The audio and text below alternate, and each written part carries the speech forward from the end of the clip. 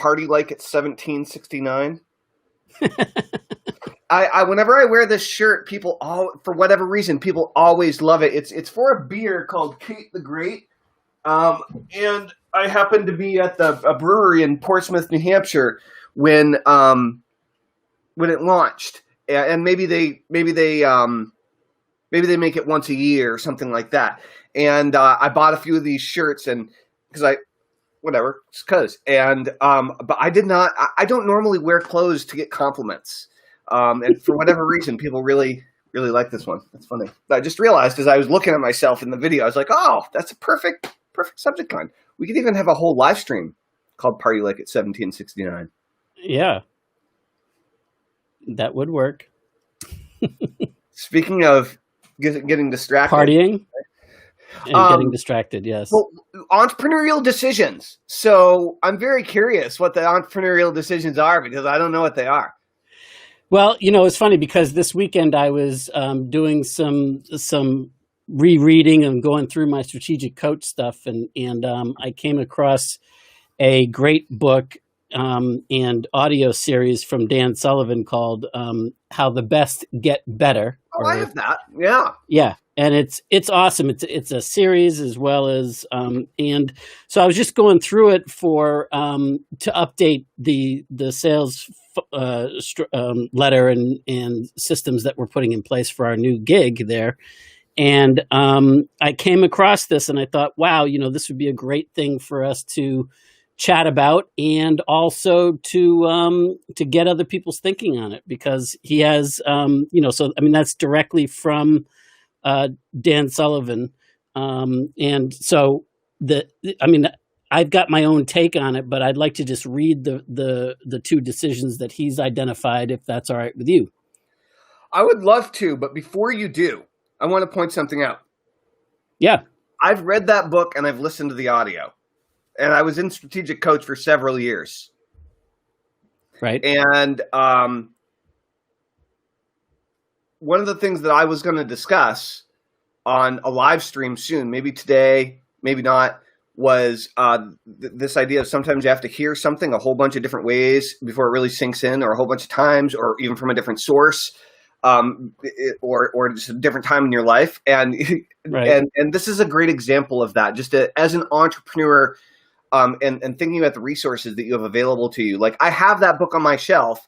I know the answer to that question, but I don't know the two questions. Like, I don't know it, right? Right. I've heard it. I've listened to it. I've probably been to a workshop about it.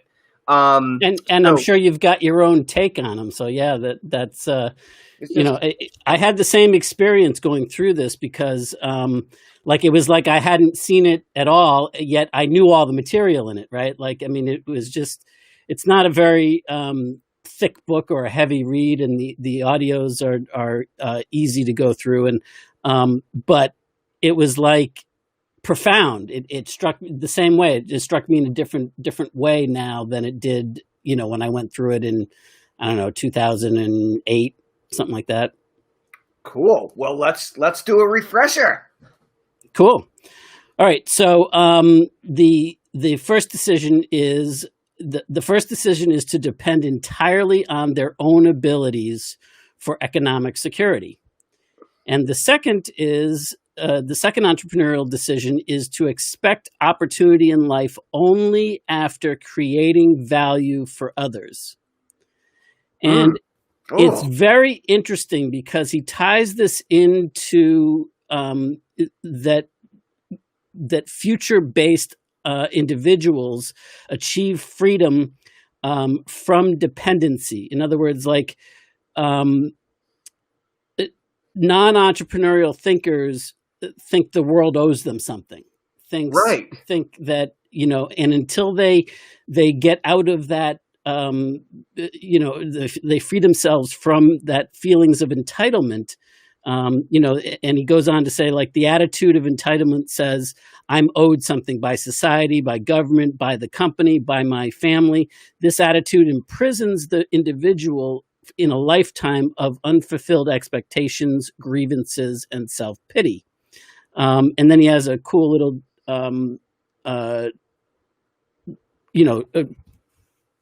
graphic design here that kind of like illustrates what he's talking about. But the you know, he talks about like entrepreneurs in general being future-based individuals and achieve freedom from dependency, um, and that ties directly into being responsible for your own economic well-being, and also not not wanting anything that you haven't earned, that you haven't created value in the world in some way, shape, or form, because that's short-lived, and that does, in my experience, at least personal experience, leads down the road of like, I deserve this, I'm owed this, like, Right. and that doesn't last long. No. Well, I mean, for a lot of people, they feel that way their whole life, but they're miserable and feel like the Right, world is a unfair, unsafe, horrible, terrible place where there's, all these evil people who are out to hurt them. right, And right. it's kind of like, sorry, that sucks. Yeah, I mean, and like whatever you're looking for, you're going to find. Right. So if you're going out gathering evidence to support that the world owes you something, and it's always from the standpoint of that you don't have what you feel that you're owed, that Right. you've been cheated or slighted in some way, shape, Yeah. or form, and from there it's just that downward spiral, man. I know. And I have such a hard time keeping my mouth shut when I'm around people like that and they start yapping. It drives me bananas. Like, and with that said, I want to point out that we all do this in some way, shape, or Sure. form on a regular basis. It's more of a spectrum. Is it that the entire world that you're living in? And is that how you make all your decisions? That how you look at everything, or which side do you fall on? Right. That's very interesting. Well, and it ties directly into something that I've been thinking about quite a bit lately, which is, the real decision or the courage that it takes to live from your vision versus making decisions out of the fear of what is right now in your present circumstances, your present situation. Right. And it really is the same. It's the same subject, just addressed from a different standpoint, right? Because when you get stuck in that entitlement, or you also think that the world owes you something, or that you can't create it, then you're looking at where you are right now, and then you're also comparing what you have to what you perceive other people to have. Right. And somehow, if they have it, it means that there's not enough to go around for me, because it must be finite. And that's why I And don't have it, and that's why they have it. It's because it's limited resources, right? right. And And that's the opposite of abundance thinking. right. So I mean, like, I find myself, when I get stuck in the circumstances and deciding from there, it's a disguised version, frankly, of the world owes me something, or something of that, along those lines.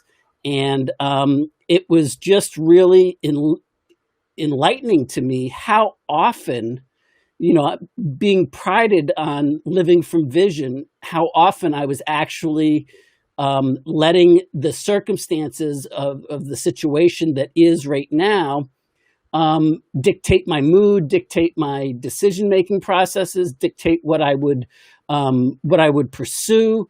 And of course, there's levels, like you said, there's a spectrum for all of this. And the interesting thing for me is that I think I uncovered a whole nother level of it that really has made a profound impact on my life in a very, very, very positive way. Because, like, the freedom that you get the instant that you can acknowledge that you've been there, that you've been operating from that place, is, I can't describe it. The Right. relief is instantaneous, because you're like, holy shit, I can do something about this. Right. Right. That's very see. Often, for me, when I often have to really try. I feel like I have to tone this down most of the time. The way I put it in my life is that my imagination is often much more vivid than the physical reality around me.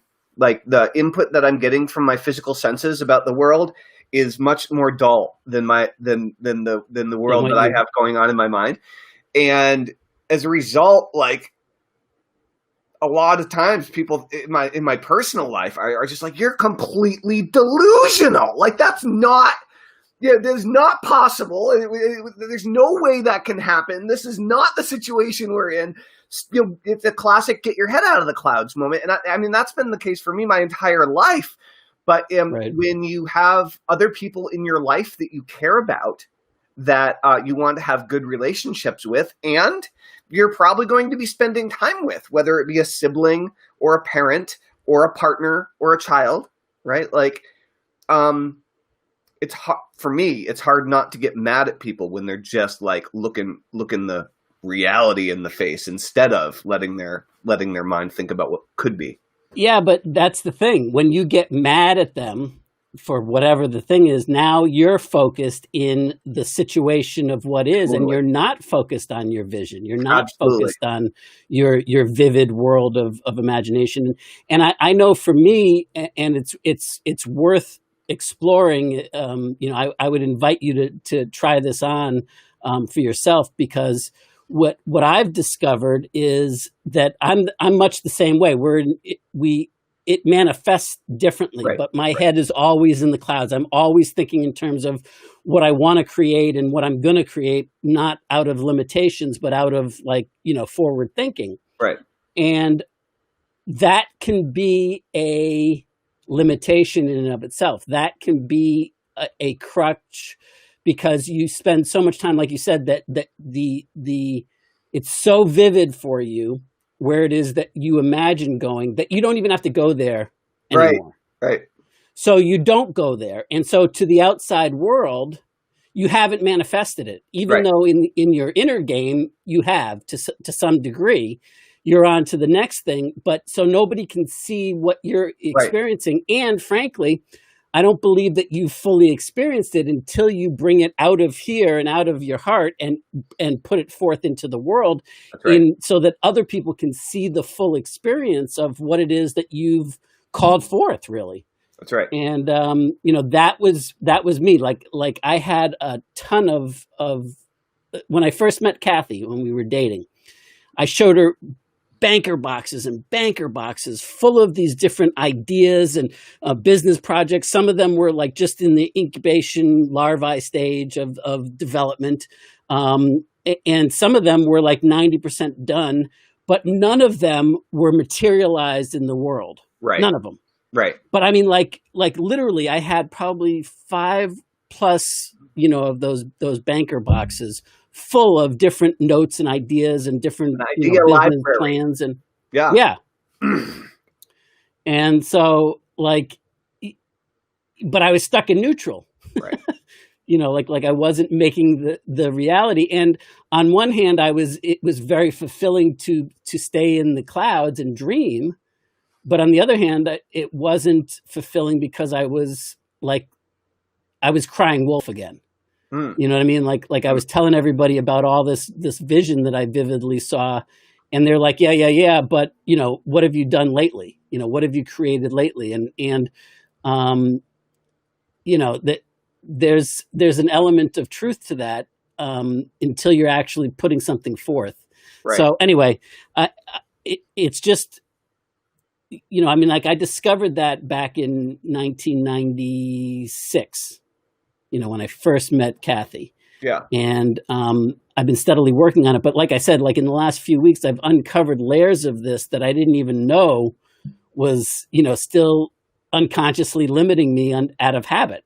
And right. Well, I mean, you've been talking about this here and there on like our morning positive focuses and stuff, but we haven't really had a good conversation about it yet. It's very this is kind of it. I mean, really, yeah. I realize that every time I get angry, yeah, at a situation, yeah, it's because I'm focused on the situation, and it's not like it's not the circumstances. But if I focused in on instead of it being an automatic reaction, if I focused in on like when my trigger is to get pissed or get upset or get angry. Sorry, I'm having a sound issue. One moment, please. One moment. Apologies, I was trying to close down some tabs, and you freaking Russell Brand starts talking to me about meditation. All right. It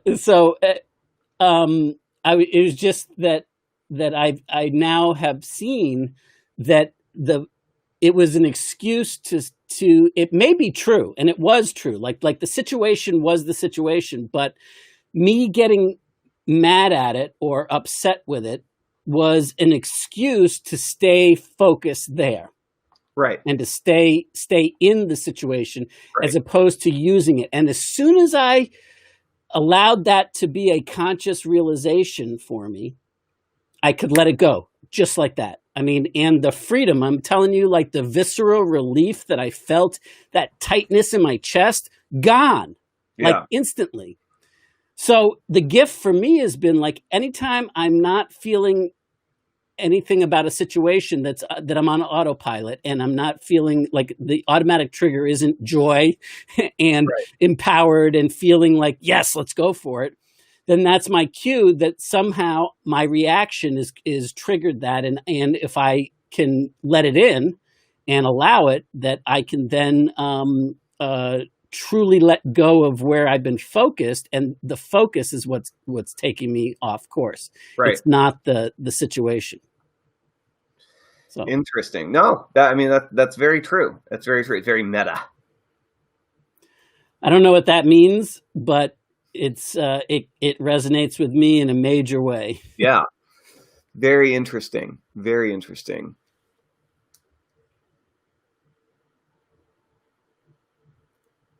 Some people still really suck, in my opinion.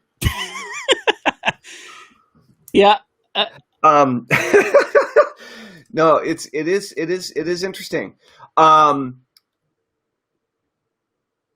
So let's come back to the 2 entrepreneurial decisions. Maybe would you open that book up and repeat what they are to kind of bring our focus back to that for a second? Sure. So, entrepreneurs distinguish and separate themselves from non-entrepreneurs by making 2 fundamental decisions. These can be made consciously or unconsciously. The first decision is to depend entirely on their own abilities for economic security. The second entrepreneurial decision is to expect opportunity in life only after creating value for others. These 2 decisions, when taken together, automatically liberate the entrepreneurial individual from political, economic, social, or bureaucratic ceilings of complexity that limit and diminish the lives of non-entrepreneurs. The future-based individuals achieve freedom from dependency. All dependencies, especially bureaucratic dependencies, limit an individual's ability to create a powerful future-based self.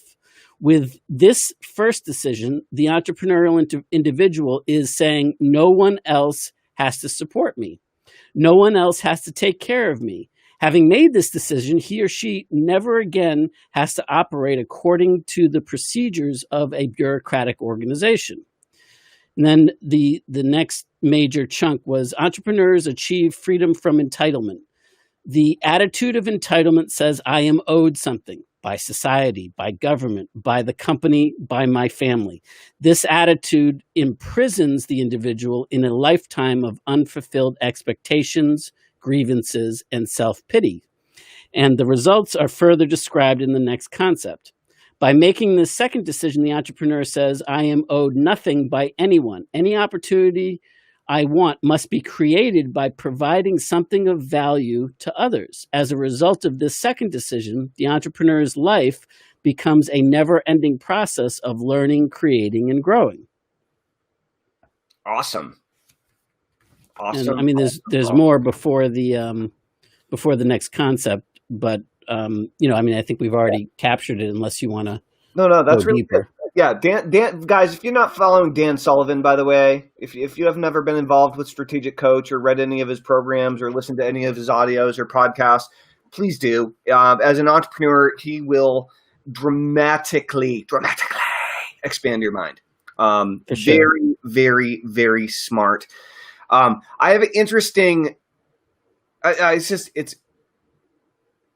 Dan is very close to the same age as my dad, and he kind of dresses in a similar way, and he has just a lot of very similar characteristics, except he thinks completely differently. And so I love hanging out with Dan because I feel like I'm talking to my dad, and that my dad understands With a different my brain brain. works marketing. It's just like so it's really it's a fascinating guy to hang out with. Yeah, he's taught me a lot.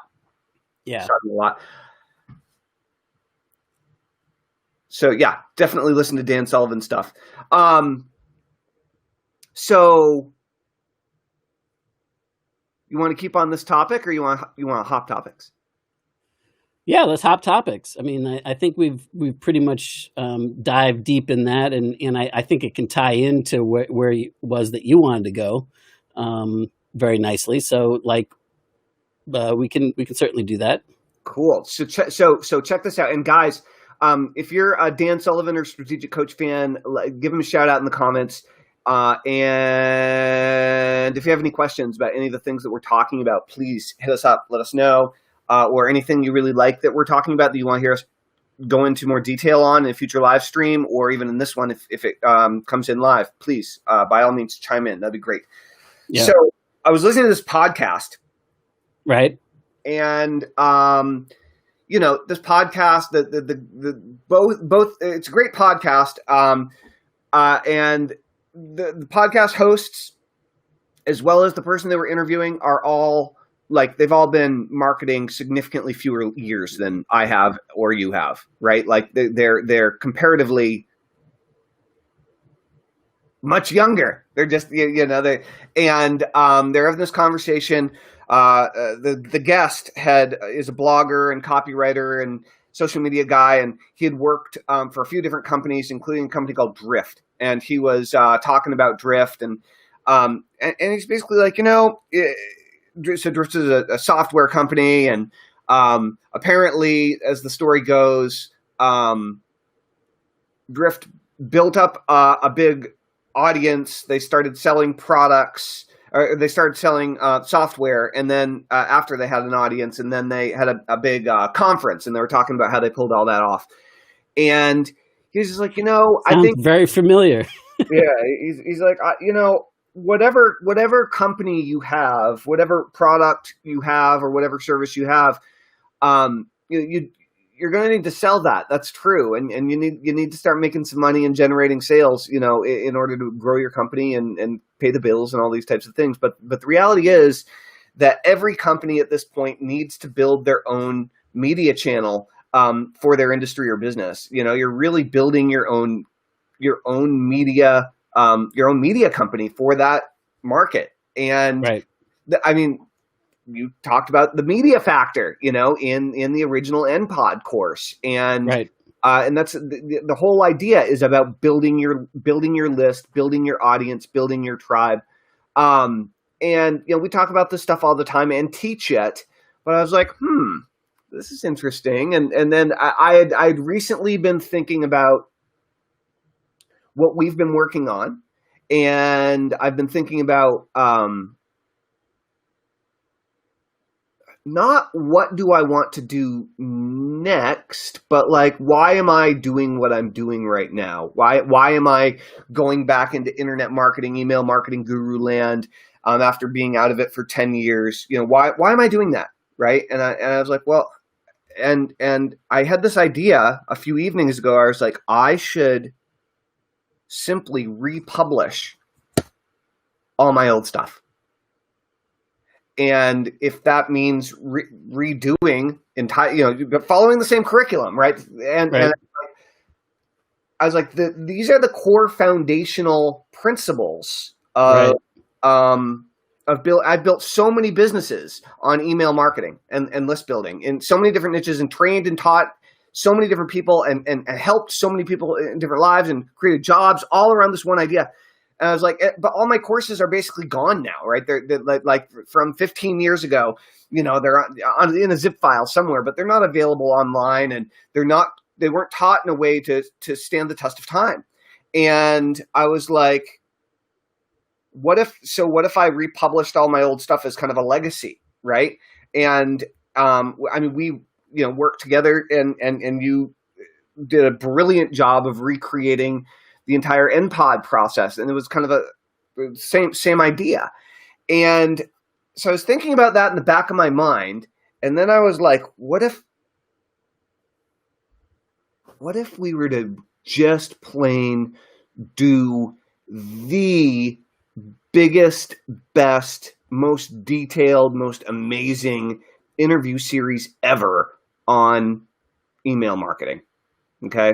Make it freaking awesome. And I was like, who would we interview? Right. And so my thought was, there are a lot of people. Like, if we were to interview, Sure. and like, not only do a great content series, but do a really great webinar for each one as well, right? Yeah. Like the or at Summit least series, or the List Crusade model. exactly. And that's what came to me. That I was like, am I thinking about redoing List Crusade? I'm like, maybe I am. With a different twist to it, yeah. Right. And so, and then I was like, how would we go about making a successful viral summit, right? Using viral loops or something like that, right? Like how, and have the psychology be tight, right? Right. And so I was thinking maybe, and I like and create value for everybody through the process. ginormous, yeah. Yeah. And so, but not have it be so complex that it would just fall apart. And then I was thinking, I was like, okay, well, is this the kind of thing I should do by myself, or is this the kind of thing that Joshua and I should team up on? I don't know. And we had been talking about this like on Friday, I think. And I'm like, I suck at just doing stuff by myself. Like, just doing I stuff, think it fits into what know? we've been building with the ETG stuff, and I think it fits perfectly with that. Yeah, I do too. And so, so you want to do a little brainstorm on who would? So it's cool that you were talking about the entrepreneurial questions, because if nothing else, if we're going to be interviewing people and working with people, we want them to definitely fit those two criteria in terms of their personality. Sure. But any successful email entrepreneur, is going to, embrace a lot of those, if not both of those characteristics. Yeah, I mean, like you said, either consciously or unconsciously. There's, yeah, I mean, show me anybody that's had a more than a one-hit wonder type, hit. Yeah. And it has to be based on, if you engineered any kind of a success more than once or twice, then it has to be based on those two fundamental ideas. That's right. It just, I don't see how there's a way around it. I mean, you can sure you can do it accidentally, or you can partner with people that and use them and let them do all the work. That's going to spread fast. You're not going to be able to do that more than once or twice, right? And so, like, I don't know how it doesn't encompass all that. So, and as I was thinking about like what you were just saying, like so many different people that are probably not known in the wider circles that I would love to have be a guest. So do you want to, so here's the trick, right? With summits, and this is kind of like the reinvention of the summit model, is there's content summits where they're all content and there's no pitches, which is great. Which is great for creating super good content, right? But it's not great to get to build a giant list. It's not great to build a huge audience, because who's going to promote it? And are they just promoting it for affiliate commissions? Right. And if they're just promoting it for affiliate commissions, then guess what? Now you have to run a whole launch. No, it's got to be a form of arbitrage or alchemy to it, so that you take what they already have, plus it through the system, and turn it back to them improved. That's Right. kind of like what I ended up doing accidentally with Don't Shoot the Guru Yet when I launched that. I don't remember them all. Unbeknownst to me, like when people were promoting it, the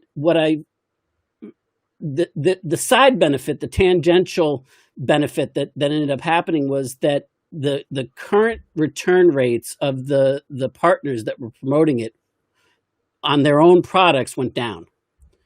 The satisfaction was because what ended up happening is that the way that I positioned Don't Shoot the Guru Yet was like how to take the products that you have sitting on your hard drive and on your on your shelves that have been collecting either digital dust or real dust, how to dust them off and how to actually leverage them, how to capitalize on them and get to work on them. And that's what the whole Don't Shoot the Guru training was about. And yes, in the process, it sold my stuff, but like tangentially, it re-engaged everybody, so that not only were they getting commissions on what I was selling through my sales and marketing funnels, but they were actually improving. So what I was feeding back to them was lower returns and increased responsiveness, because the act of actually marketing to them improved the relationship, and because it was them that referred them to me. And I wasn't, in the early stages, I wasn't selling, or I wasn't harping on like, you got to do this, you got to do this, you got to do this. Right. It was like how to be actionable on the stuff that you already have. Right. And what I was selling was more tools to help them get into action on the stuff that they already own. And so it, that's what ended up selling people into the 2 Comma Club and then into Income for Life and into NPod, but as add-ons, as pluses to it. Right. And but the hidden benefits were out of this world for the people promoting it, and I didn't know that was what was going to happen. I was just looking for a way to build something that would be fun, that would give value to the people coming in, and also would, be able to sell some stuff and, make commissions for everybody. That's right. Yeah, no, when you really connect on a deep level, not only once, but, in a systematic way with your prospects and with your customers, that's the advantage, right? Especially if they not only love the products and services, but they turn around and use them and make money with them and their life improves. It gets better for everyone, right? Yeah, if you can take something that you purchased that you're like, oh yeah, I got that sitting on my hard drive somewhere, and it now all of a sudden it strikes a chord with you, and you can get results with it and feel good about that purchase. Right. Not only does it do good things for the person that sold it to you, it does good things for the psyche of that person that now is getting some momentum, some excitement, some confidence is now building. Yeah. I totally agree. Interesting. So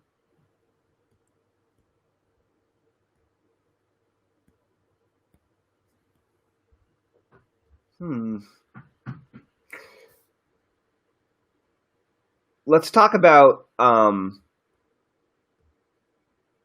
spreading the word. So functionally, setting up a summit model with a viral link is cake, right? You plug in the software and it blinks on the thank you page and it automatically gets emailed to them. There's no, don't have to hire a programmer for that anymore. Whew. But psychologically, if people were maybe the interview series itself is positioned as a contest somehow, or right is what? Yeah. how does that, do we have, ooh, what if we had everybody that's participating in the summit donate a um a a prize of their best shit, whatever their best value based stuff that they're selling for whatever, $5,000 or whatever. Everybody donates it, and then we have these series of prizes that go across the spectrum, not just with one expert's brilliance, but across the spectrum of all of them. And there's like if the student should so happen to purchase one of the programs and they also win one of the programs, then they get their money refunded. Interesting. I wasn't thinking about the refunded part. I would hesitate to have them put the program that they're selling in the summit. I would hesitate to have them put that. Yeah, I mean, there's a a couple different ways that it could go, but like I was just thinking, like if we wanted to make it like the best of the best, and that they're getting something of true value, and yes, I'm selling it, and so like if you want to enroll in this, great, and if you should so happen to be the one that wins, but there's like only one winner for each of the grand prizes, right? Right. So that would be okay. So that type of a giveaway would be a lottery style giveaway, right? Where every point you get is a ticket in the lottery, and then we do a randomized giveaway. So that like an auction, kind of like an auction a little bit. But yeah, it would be a raffle. Yeah. What about a scholarship? Would that work? Like a certain levels of scholarship or like gift certificates? It would. So that way, hey Gene, how's it going? That's interesting. What's happening, Gene? So what we'd be doing is we'd be doing an email marketing raffle where people would be raffling off their stuff, right? And they would get to choose how many they're raffling and so on.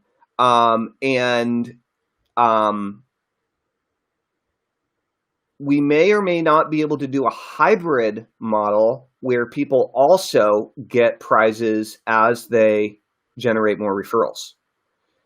I don't know. I don't know if you can do both the raffle and the tiered. What if there were two tiers to it? Like they have to do a certain amount of like referrals or whatever to be able to enter into the raffle, the big pot.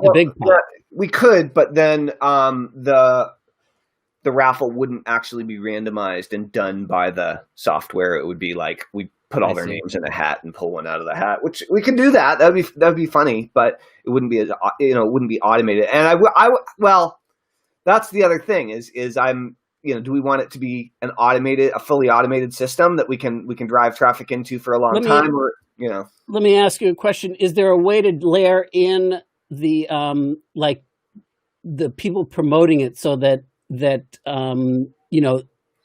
they want to do their best to get more people into the system, because the more that they get into the system, the more exposure or the higher up the list that they get on their products and services or something? Like, is there a way to make a leaderboard out of the joint venture summit partners? So there's always a way, but that not ready to go.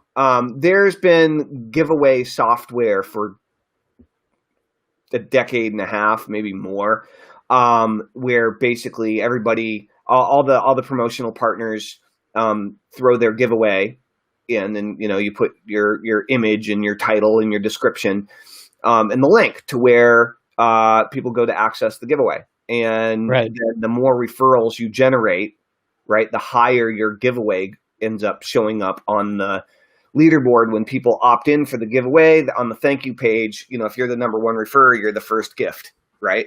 And that works, but it's pretty antiquated, and it just tends to attract super freebie oriented people, and I don't want to do that. I don't want to cheat. I get it. Yeah, I mean, like, look, you don't have to convince me on Yeah, I know. incentive based marketing. Being hard to convert and create it. I mean, it's good news, bad news, right? Right, right, right. But yeah, so I'm all for having it be like value for value and make sure that whatever we do in the viral contest, only appeals to the people that we want to attract. That we really want. Yeah. Yeah, and B, doesn't turn them into coupon shoppers. Right, right, right.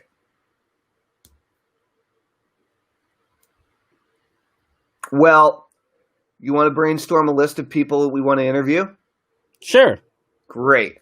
I'm going to type this list into Facebook. And Okay. I noticed something on Facebook today. What's In that? the group, I don't know if I haven't looked on my page, but in the group there is, and I don't think I changed this setting on my end, but I'm seeing a lower third auto dictation closed captions showing up as we're talking live. Maybe it's because the video is muted in the group. As I'm looking at it, it's muted because I don't want to be creating feedback.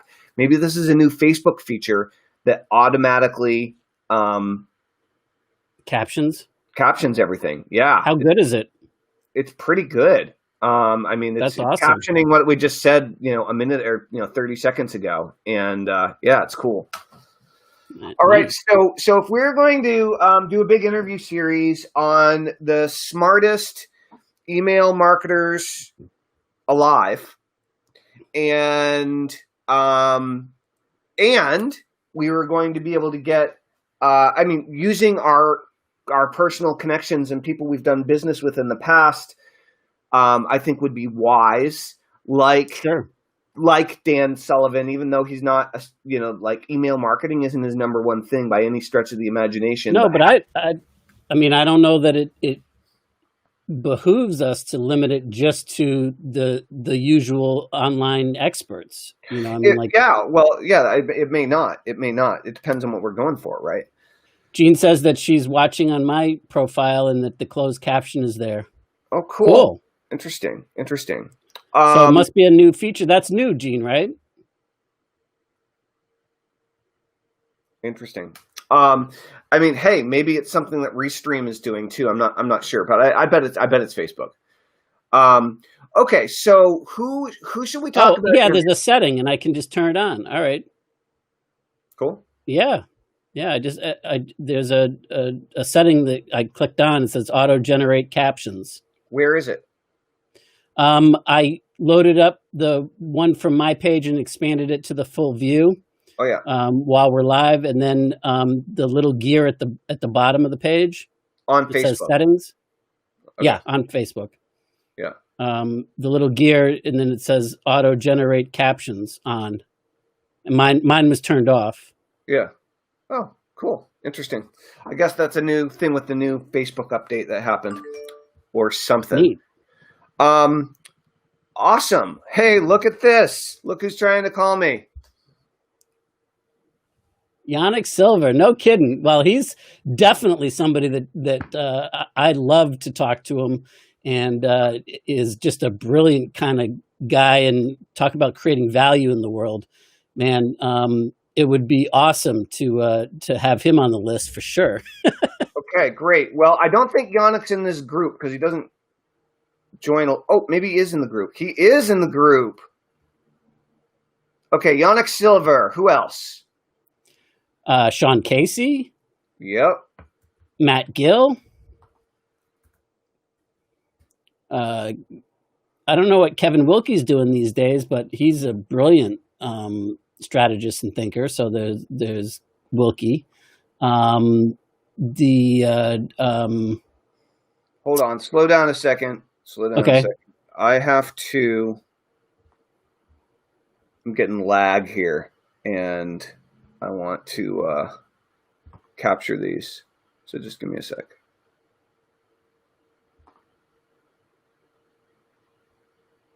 Ugh. Come on. Stop lagging.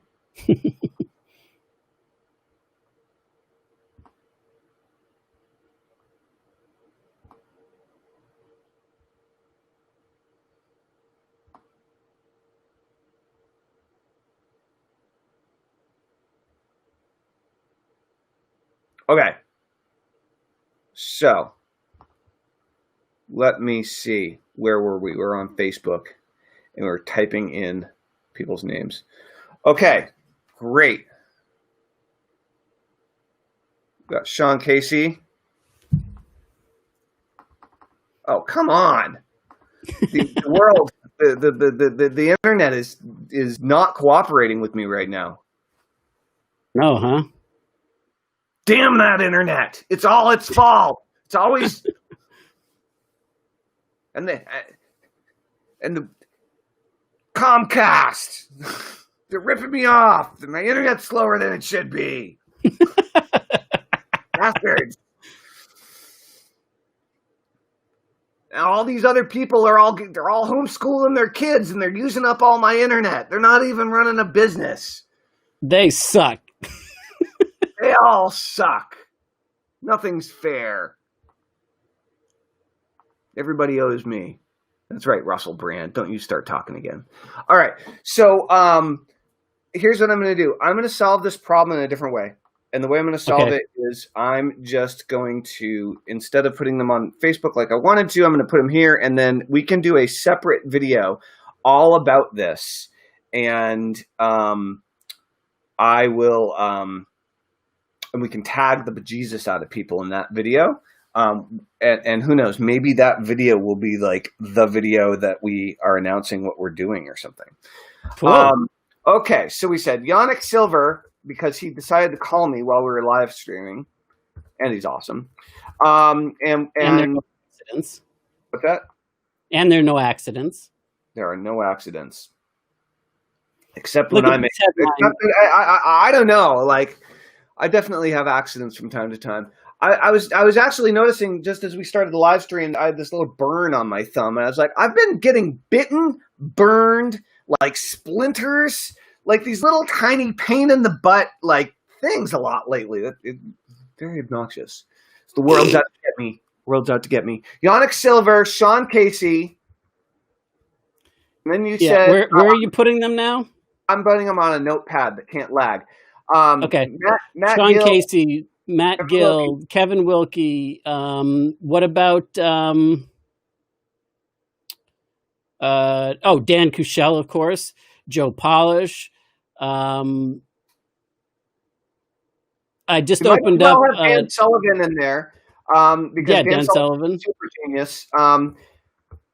We should put Rich Sheffrin for sure.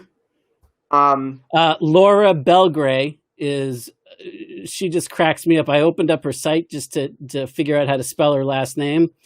And she's got a site called talkingshrimp.com, which is... Yeah, you recommended it to me. Yeah. And so I opened up at random to an article on her blog, and she said, how I motivated my lazy ass to the 1 million mark, a timeline. Nice. How brilliant is that? It's great. I put down Ben Settle, even though he never gets on video, but maybe I can convince him. And another one who's very hard to like pull out of the shell is Andre. Andre, and with him and Sean Twing, what they're doing now with their the way that they're launching and relaunching and doing they're in the middle of another launch for the last opening of their 3 staple products right now. And so like there might be an opportunity there with them, given that they seem to be exploring new territories. Cool. I think it's that Andre just doesn't like doing interviews. I've asked him to do interviews a few times, and he's like, "I'll do a written one." It's like, well, they both prefer text, but like the traffic engine course that I'm a student of, they had hot seats and look over your shoulder videos that went with it. Oh, cool. and Andre played host to the Q&A calls. And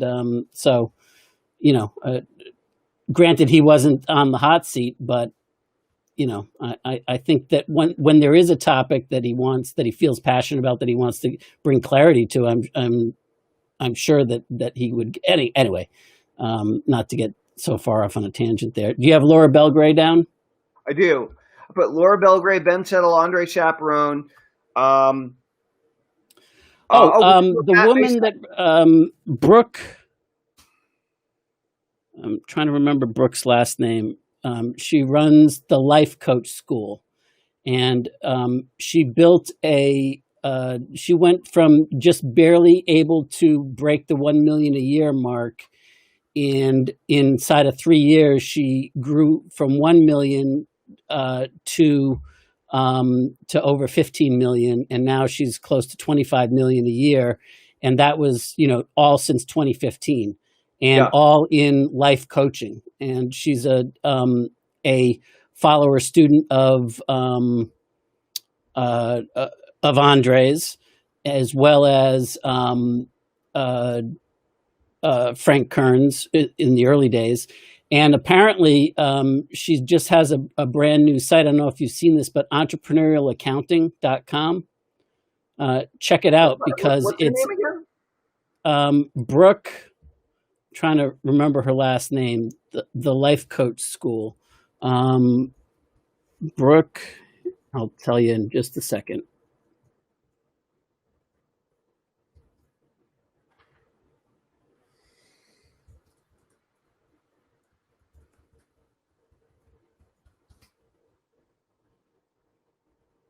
Brooke Costello.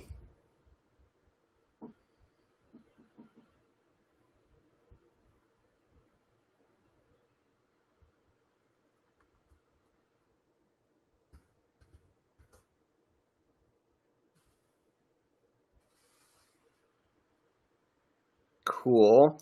All right. There's one guy, I should remember his name. I'm embarrassed that I don't. I don't think you know his name. He's a newer guy. So I put Jay Abraham down, of course. Matt Basak, Dean Jackson. I put down Travis Ketchum because Travis has a really great email platform and knows a lot about deliverability. And he's also knows a lot about contests and the contest models, because before he built out Campaign Refinery, he built out Contest Domination. Yeah, I use that for which years. is still an excellent platform to this day. Mm-hmm. John Benson, creator of the VSL. Oh yeah. Kurt Molly. Matt. Kurt. I was just because him and John are doing this launch now. Yep. I put down Perry Belcher. Yes. And Ryan Dice. Yep. The there was somebody else that jumped to mind. Do we want to go off the beaten path a bit and like people that are not just teaching the stuff, but actually like their primary business is building it and using the principles, like somebody like Perry Marshall? I would say that ideally.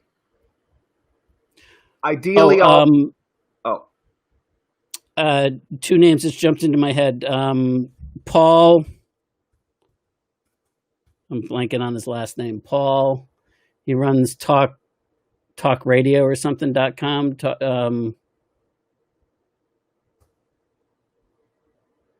Again? Paul Myers. Paul Myers. Okay. Paul Myers. I haven't heard his name in a long time. Yeah, I haven't either.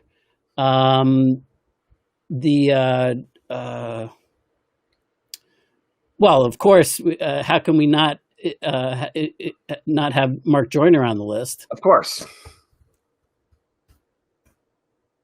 Oh, Gene put in Armin Morin, but I think you already captured him.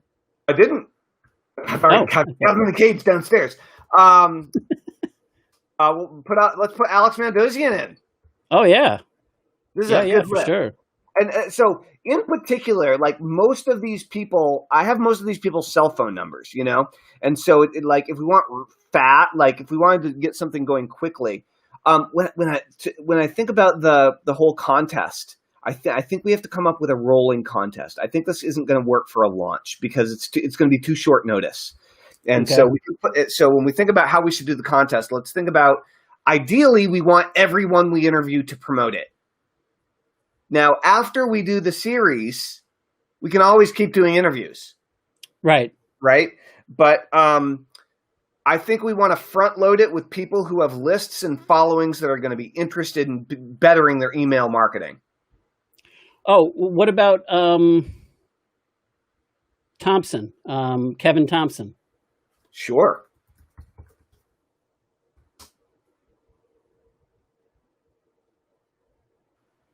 I think also there's benefit in pursuing some of the personal development people as well. I just had an interesting idea. Maybe it would be too complex. I was thinking about interviewing all the autoresponder owners, CEOs. Ooh. But then I was like, maybe that's its own thing.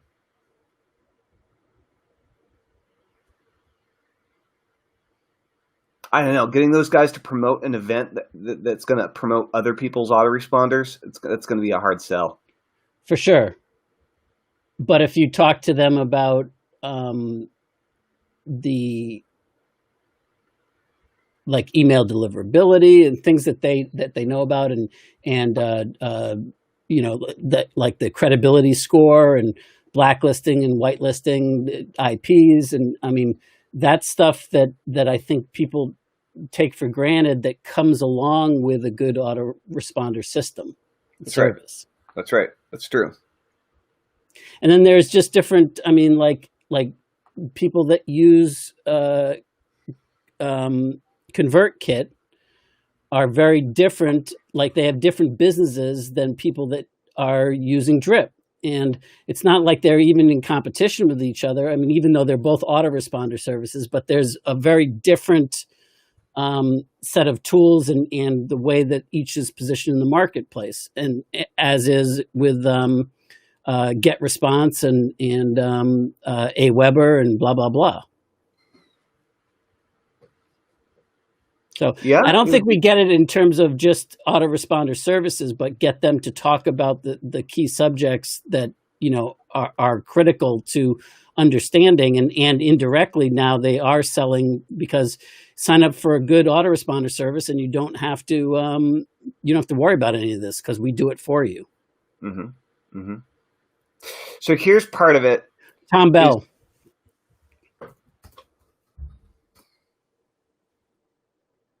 Got it.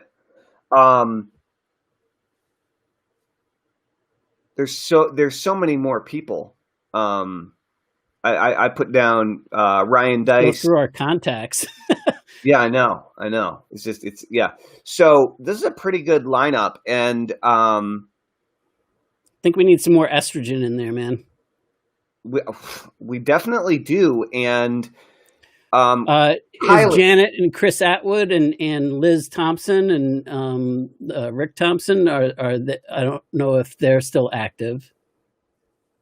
Oh, they're still active. But Janet Atwood. But I haven't talked to Chris or Janet at all. I don't think they're doing anything in that space at all. But okay. Rick and Liz, their personal development company is large. But they're not doing any like marketing training or anything. So I do want to stay focused on people who have a following that is going to be interested in the topic, and have the ability to promote something in theory, right? Like we want people who have the ability to spread the word, and then we want to motivate them to spread the word. And so, okay. And that is actually a little trick question, is that if we're going to build a viral campaign into this thing, which I think would be great, we also, I think, need to build a red hot sales process into it to earn the affiliates a lot of commissions when they promote it. Right. so that it is highly lucrative for them to promote right out of the gate before their interview happens, right? So if we can manage to have it be both viral and have a lucrative funnel on one hit like that, that'll be a hot funnel. That'll be really good. Sure. But I don't think we're going to solve that on this call. No, we're making but progress. thinking about it is important, obviously. Yeah. I got Kylie Slivek. I think that's how you pronounce her last name. She's a brilliant storyteller, an email storyteller. Oh, cool. And I'm not familiar with her. Yeah, she's been she kind of built a fairly small guru business for a while, and then she just took on a couple of private clients, and she's kind of in regrowth mode. But yeah, she's done a few cool things. Marie. Marie. Now I'm blanking on her last name. Laura Belgray was her copywriter for years. Marie Forleo. Yes. She is like huge now, isn't she? Like, she's like become a celebrity, like a legit celebrity. Yeah, well, like Oprah. Not a direct response celebrity, but like. Well, I mean, she's interviewed with, I believe, Oprah, and she's interviewed Pressfield, Stephen Pressfield, and people like that. So yeah, she's definitely crossed the chasm, so to speak. That's cool. Yeah. Awesome. Well, this is a great list to get us started. And I don't know, maybe we should, what are you doing right now after we finish this live stream? I got to run to something, but I can make some time at about an hour and a half from now, if that works.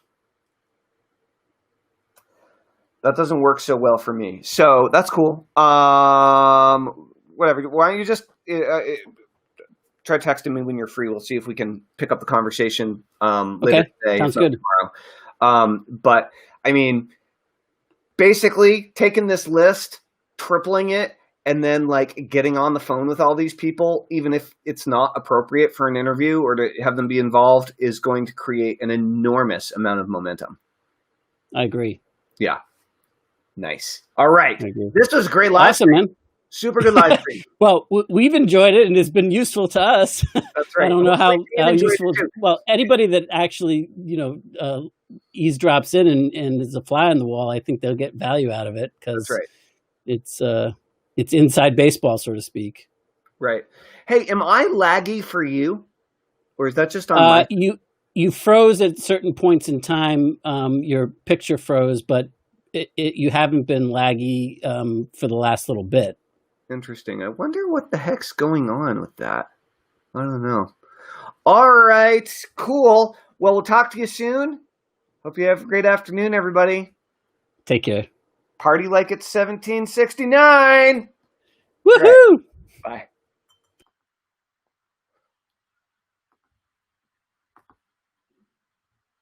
Toodaloo.